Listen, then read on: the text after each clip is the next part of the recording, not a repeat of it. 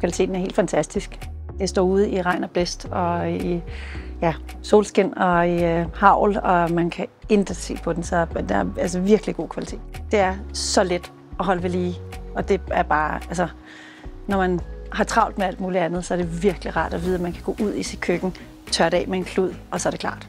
Da jeg faldt over det, var det bare det, der passede, både til æstetisk til huset, men også bare, det ser pænt ud, og det ligner et reelt køkken, og det kan jeg godt lide.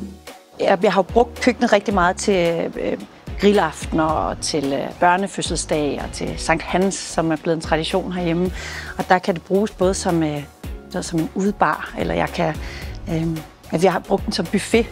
Jeg har kasseroller og plæter og puder til mine havemøbler, og de ligger der året rundt, uden at jeg overhovedet behøver at bekymre mig om dem på noget tidspunkt. Det holder tørt, og det fungerer virkelig godt.